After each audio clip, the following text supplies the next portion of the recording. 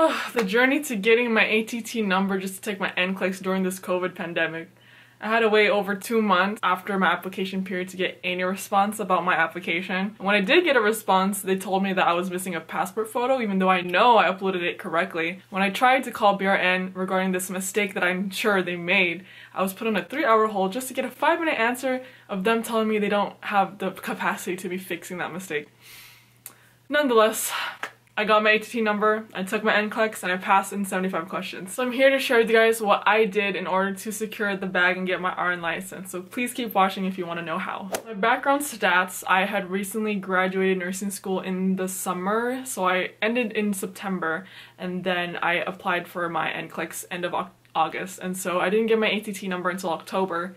And for me, my thought process was I wanted to study at least 1 month, and it was a little tough figuring out when to start because I knew I wanted to take it as soon as possible after I graduated to keep the information fresh in my mind from all of nursing school, of course. However, I didn't have my ATT number, I couldn't really schedule an exact date, and I wouldn't know when I'd get that number, so it was a lot of guessing games. But I decided for myself that I would start studying every single day in September. I was hoping I'd get my ATT by October. The programs I used are UWorld. I bought the one with the 1 practice exam and the 2-month access to the practice questions. I also had Mark Klimeck's lectures that I listened to. That was all that I used. Since UWorld has over 2,200 questions, I divided it by 30 days so that I could finish within a month of September. And so that ended up being 75 questions every single day. How I studied is that I went through each specific general subject. I'll insert a screenshot of what my actual study days were. The maximum test you can make on UWorld is 75 questions long, so I did that. I maxed it out when I wasn't splitting things in half. I would have the rationale show up after each question. I wouldn't want it to show up at the end because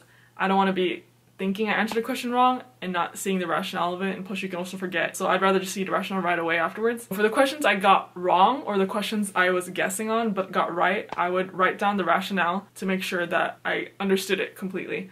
For questions I got right, I read through the rationale but I didn't necessarily write it down. That's pretty much how my everyday study sessions were. I would do it in the morning because I knew I wanted to take my exam in the morning, so this kind of put my mindset in that same time frame of getting up in the morning and getting ready to do that exam. The studying for me probably took around 2 to 3 hours at a time, depending on how difficult the questions were and how much I wrote down and stuff. That's pretty much all I did. I didn't review anything else afterwards. After that study session was over, that's all I did to study. I started off with the subjects that I knew I was the weakest at, and so I studied first OBGYN and also pharmacology. And I just wanted to brush up on those first so that I can identify what are my weaker links and continue to grow on that. Because other subjects I knew I already had a strong foundation, so if I studied it later on, nearer to the test date, it would be okay. Because I knew I already had a good foundation, and so it was short a time period before the actual test date, I would feel still comfortable. I would go from either doing 75 questions on just one of the subjects, or I would split it in half. I do have OBGYN like 38 questions and 37 questions of pharmacology, just depending how I felt. Some days I wasn't able to do my 75 questions, and so I doubled on to the next day. So I did maybe over 150 questions in a day. Starting off studying, this was no problem to me. Like, I wasn't burnt out and I really had the drive to do those questions, go through it. However, by the end of the month, I was definitely feeling burnt out.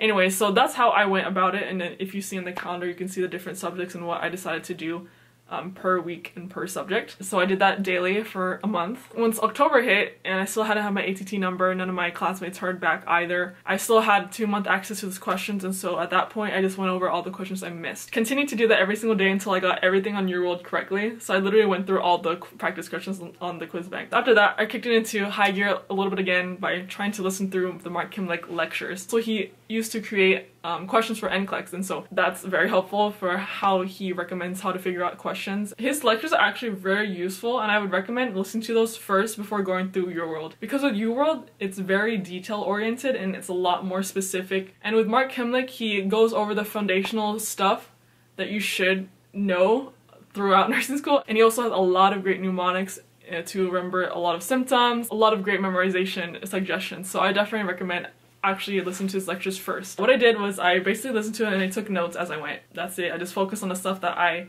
didn't know beforehand, or good things to know from memorizing certain things and just stuff he emphasized. 2 days before my test date, I pretty much already solidified all my notes for the lectures, and I just read through those notes. I didn't go back over UWorld because I already went through all the questions there. I just briefly looked over the Mark Kimlick notes I took for all the lectures I listened to. These are all the notes I took based off of missed questions from UWorld, and then these are the notes I took from the Mark Kimlick lectures, front and back, and I labeled it by lecture. But yeah, a lot of notes, and this is all I reviewed 2 days before the exam. I forgot to say I did do the practice exam the day before the NCLEX. I felt like I was already feeling burnt out by the 3rd week of studying, and so literally every day doing those questions felt like a drag. It took me longer than usual just to get through things. It was hard for me to focus because I was already tired of putting in that energy focusing to those questions every single day.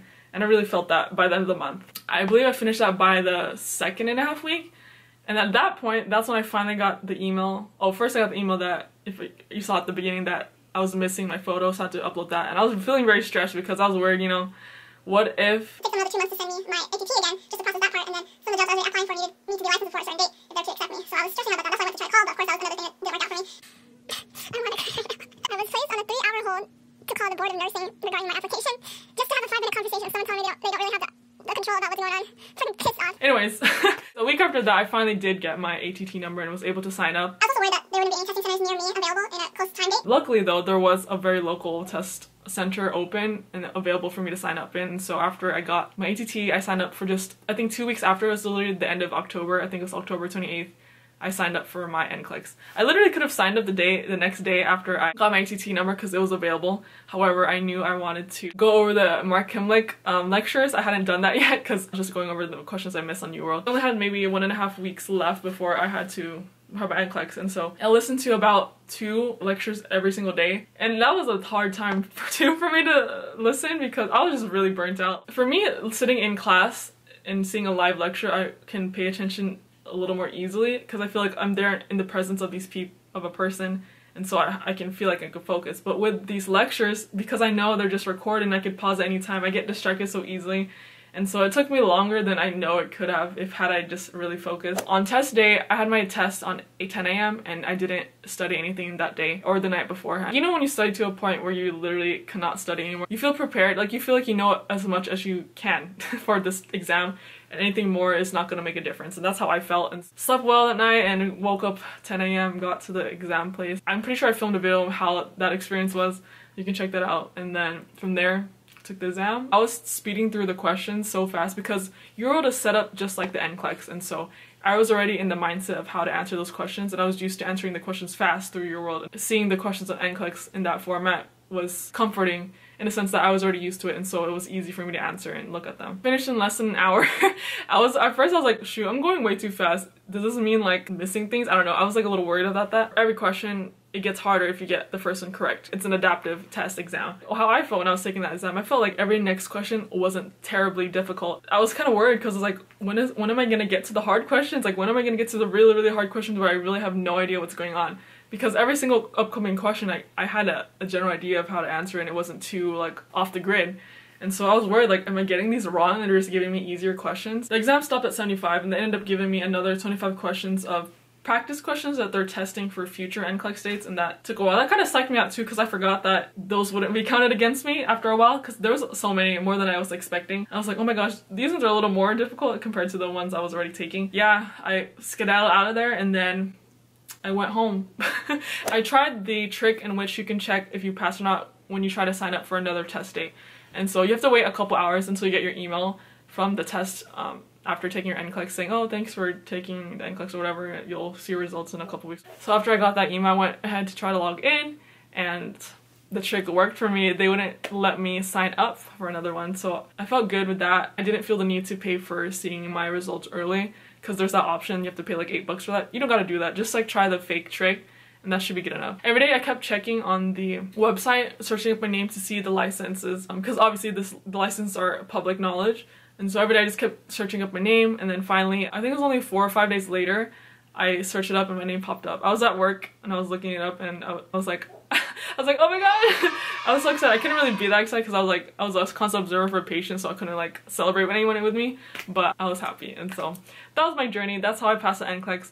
I hope this was somewhat helpful for you guys. I felt like I kept it kind of general, but you get the gist of it. You just gotta do your world questions, you'll be solidified. Obviously you gotta review the rationale. Don't just like go through the questions mindlessly. You have to actually review the information and make sure you understand it. If you have access to Mark Kimlick lectures, definitely listen to his, because like I said, very useful information. Yeah, you guys should be solid. It's doable. It wasn't that difficult to me because I obviously prepared. I over prepared, honestly, and so I felt totally comfortable. Even if you don't pass the first time, that has happened to a lot of people. Don't feel bad about it, but just know you have to tackle it from a different perspective and put in the work. Have faith in you guys, be confident, and just take it one step at a time. Alright, so well, let me know if you want to see any more videos about this or any nursing related videos. I'm continuing the process of searching for a job, so I'll do some sort of vlogs on that, I guess.